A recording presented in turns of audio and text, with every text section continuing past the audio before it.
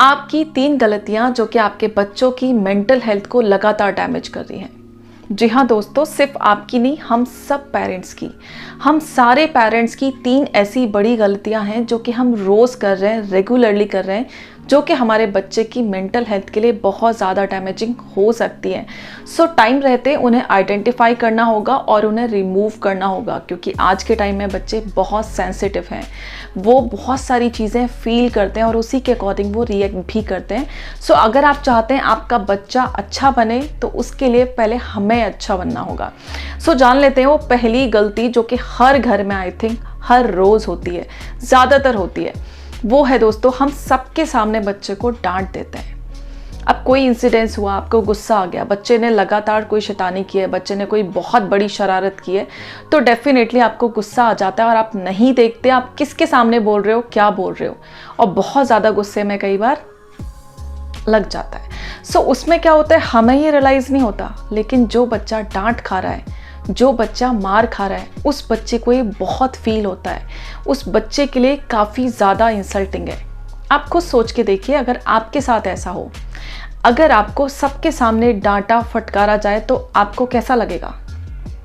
हमें वेट करना होगा, पेशेंस रखना होगा, थोड़ा सा सबके जाने तक हमें वेट करना होगा, फिर उसको अकेले में शांति से समझाना होगा। अगर आपको लगता है वो गलती बहुत बड़ी है तो आप उस टाइम उसको डांट सकते हैं, स्ट्रिक्टली मना कर सकते हैं कि ये चीज़ें एक्सेप्टेबल बिल्कुल भी नहीं है, बट सबके सामने थोड़ा सा इग्नोर करिए। दूसरी बड़ी गलती जो कि हम में से ज़्यादातर पेरेंट्स करते हैं, और ये चीज़ें खुद मैंने भी फेस की हैं, वो है दोस्तों कंपैरिजन। हम पेरेंट्स तो करते हैं, उसके साथ साथ हमारे रिलेटिव्स भी कंपैरिजन करते हैं, क्योंकि हम पेरेंट्स कंपैरिजन कर रहे हैं तो रिलेटिव्स को मौका मिल जाता है, चांस मिल जाता है कि वो भी फिर आपके ऊपर कंपैरिजन का एक बोझ डालने लगते हैं। वो भी हर बात में बच्चे का कंपैरिजन करने लगते हैं। सो ये कंपैरिजन ना तो हमें करना है और ना ही अपने बच्चों के साथ होने देना है। अब 2 चीज़ें इसमें बहुत ज़रूरी है समझना कि वो कंपैरिजन कैसा है।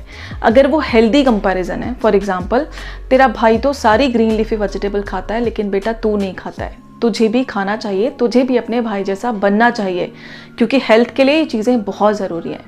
सो कुछ खाने की चीज़ के लिए, कुछ पढ़ने की चीज़ के लिए अगर आप किसी दूसरे का एग्जाम्पल दे के उसे मोटिवेट कर रहे हो, एनकरेज कर रहे हो, तो बच्चा शायद समझ जाए, एक्सेप्ट कर ले और उन चीज़ों को इम्प्रूव करने की कोशिश करेगा।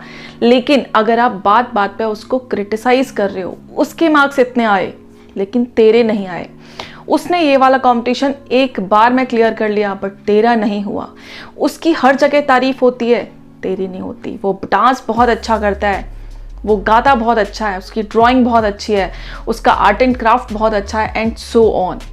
यानी कि जब हम हर चीज़ में दूसरे बच्चों की तारीफ कर रहे हैं और अपने बच्चे को लगातार नीचे गिराते जा रहे हैं, उसमें इन्फीरियरिटी कॉम्प्लेक्स डेवलप हो जाता है और फिर बच्चे को क्या लगता है, उसकी अपनी जो क्षमता है उसके ऊपर उसका ट्रस्ट नहीं होता, फिर उसे लगता है कि शायद मैं कुछ नहीं कर सकता, तो जो हम चाहते हैं उसका एक्चुअल में उल्टा होने लग जाता है।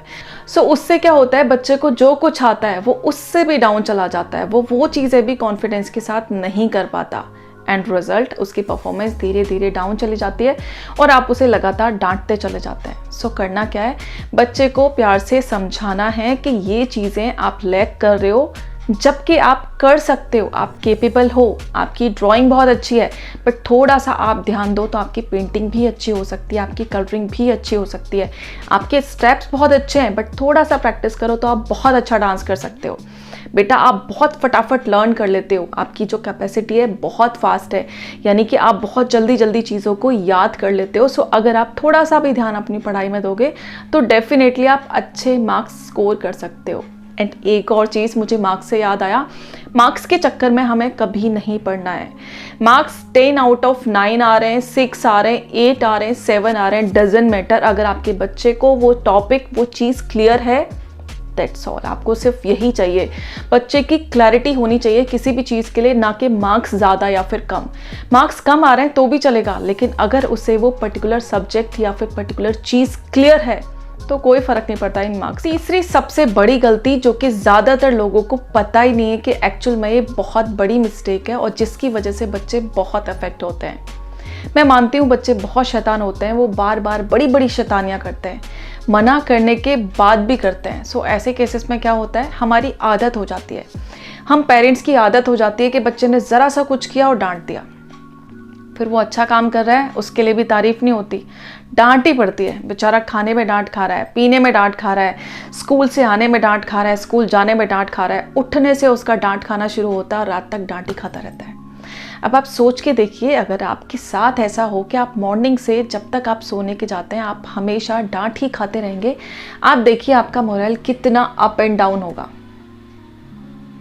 आप बताइए आपको कैसा फील होगा। डेफिनेटली आपको बहुत सैड फील होगा, आप बहुत ज़्यादा हर्ट होंगे, शायद आप रोने लग जाएं, शायद आप लड़ने लग जाएं। लेकिन बच्चा क्योंकि छोटा है कुछ कह नहीं सकता। मानती हूँ काफ़ी सारी गलतियाँ उसकी होती हैं, उस पर वो डांट खा लेगा, लेकिन हर बात पे डांट नहीं खाएगा।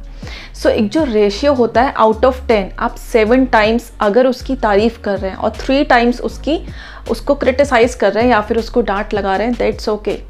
लेकिन अगर ये ऑपोजिट हो रहा है, 7 टाइम्स उसको डांट सुनने को मिल रही है या फिर वो पिटता है या फिर उसका क्रिटिसिज्म हो रहा है और 3 टाइम्स सिर्फ आप उसकी तारीफ़ कर रहे हैं, तो फिर ये थोड़ा सा डैमेजिंग हो सकता है। क्योंकि पूरे टाइम अपनी गलतियां सुन सुन के, अपनी क्रिटिसिज्म सुन सुन के फिर वो बच्चा कैसा हो जाता है, वॉयलेंट, फिर वो ज़िद्दी हो जाता है, फिर वो आपकी नहीं सुनेगा। क्योंकि उसे पता है उसे तो हर बात पे डांट ही सुननी है, तो फिर मैं अच्छा बच्चा क्यों बनूं। और सबसे बड़ी मिस्टेक हम पेरेंट्स की क्या होती है कि हम बच्चे को बच्चा नहीं रहने देते। हम हमेशा चाहते हैं बच्चा एक आइडियल बच्चा बन जाए, एक गुड बॉय, गुड गर्ल की इमेज में हमेशा उसको डालने की कोशिश करते हैं। आप सोच के देखिए, आप जब बच्चे थे आप कैसे थे, आप कितनी बातें मानते थे, आप कितनी गुड गर्ल थे या फिर गुड बॉय थे। तो जब आप 25 साल पहले, 30 साल पहले उस इमेज में नहीं ढल पाए, तो अपने बच्चे से इतनी कोशिश क्यों करते हैं, इतनी ज़्यादा एक्सपेक्टेशंस क्यों हैं। ये उम्मीदें हैं जो कि बच्चों को बचपन नहीं जीने देती। सो बच्चे को बच्चा रहने दीजिए, हमेशा उससे उम्मीद मत करिए कि वो किसी अडल्ट की तरह समझने की कोशिश करिए, थोड़ा सा उनका फ्रेंड बनने की कोशिश करिए, क्योंकि वो बच्चे हैं। बड़े होने के बाद उनके पास टाइम नहीं होगा। सो ये टाइम आपके पास है, बच्चों के पास है, उनके साथ थोड़ा सा टाइम स्पेंड करिए, उनके दोस्त बनने की कोशिश करिए। आई होप आपको इन्फॉर्मेशन यूजफुल लगी हो। अगर लगी है तो प्लीज़ इसे लाइक करें और शेयर कर दें ऐसे सारे पेरेंट्स के साथ जो कि आपको लगता है कि इन सारी कैटेगरीज में आते हैं। और कमेंट में बताना ना भूलें कि आपको कौन सी चीज़ ज़्यादा कनेक्टिंग लगी, आप किस चीज़ से, किस पॉइंट से ज़्यादा कनेक्ट कर पाए, ज़्यादा रिलेट कर पाए। दोस्तों मिलते हैं ऐसी किसी और वीडियो में किसी और टॉपिक के साथ। तब तक के लिए bye bye, take care, stay healthy and stay happy. Thank you so much.